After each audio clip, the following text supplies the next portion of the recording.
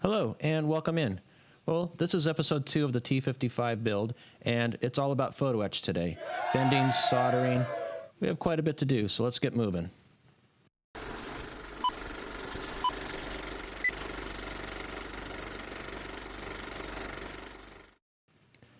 Well, in the last episode, I found some photo etch in my box of shame, and that's what you're seeing right here.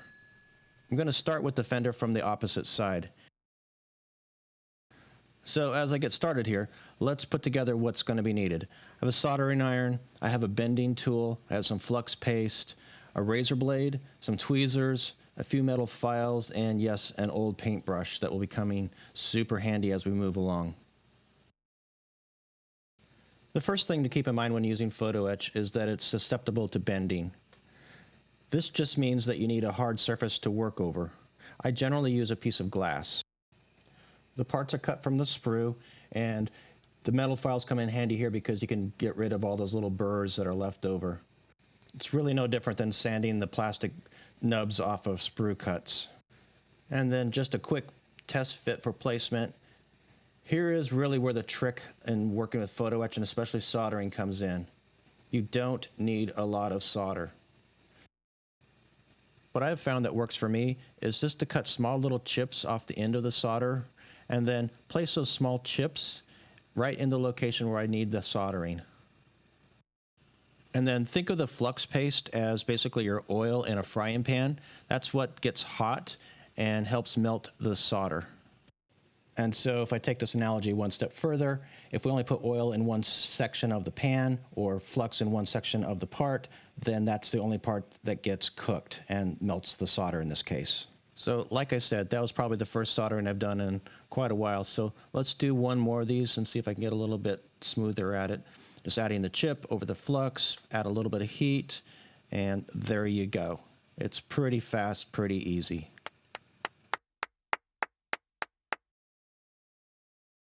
I repeat the process a few more times, and just like that, we have a second fender. And guess what? It actually fits. So far, so good here. We're doing good. So now we have both our fenders completed, and it's time to start loading them up. We'll start with the first fender that we worked on, and that has a bunch of stowage lockers on it. And of course, the easy way or the conventional way might be to use either the Takom or the Tamiya stowage boxes. But instead, we're going to choose photo etch because that's what we're doing today.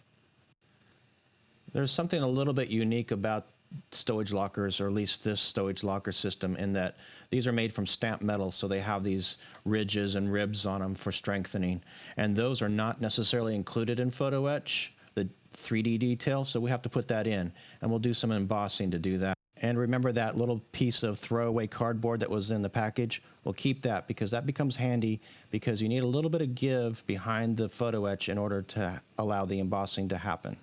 Sooner or later, if you're working with photo etch, you're going to want one of these bending tools. They'll make your life so much easier. The concept is super simple. You just clamp down the part over the edge where you want it to bend, put a straight edge underneath it, and bend it up, and you have a super nice crisp edge. And then of course, different sized bends or different sized parts need different sized, I call them fingers. And now that I've got my box bent to shape, the issue is, well, in these corners, they're not tight. They flop around, basically. And of course, you could try to use super glue, but I always find that super glue, the joints just fall apart.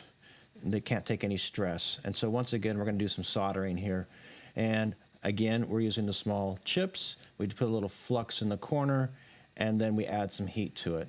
And we just repeat this around for the 4 different corners.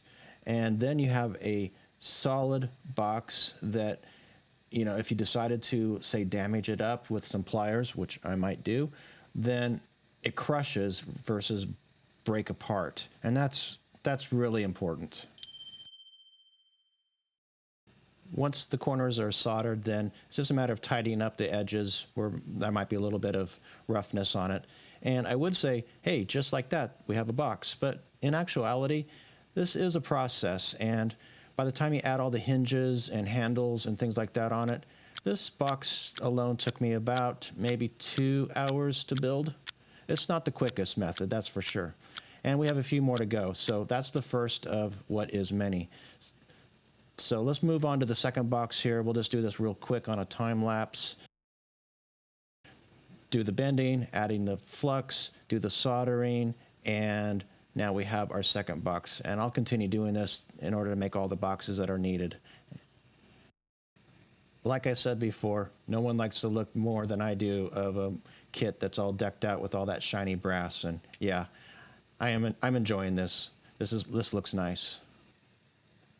The fender on the other side carries the auxiliary fuel tanks, and they fit. I did a test fit here, but I think I'm going to save those for the next episode. I'm happy with the progress we made today with the photo etch and those boxes, and in the next episode we'll concentrate on finishing up the kit, adding the fenders, and yes, playing with fire.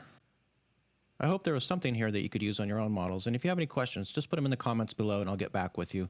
And of course, hit that like and subscribe button. Till next time, thanks a lot.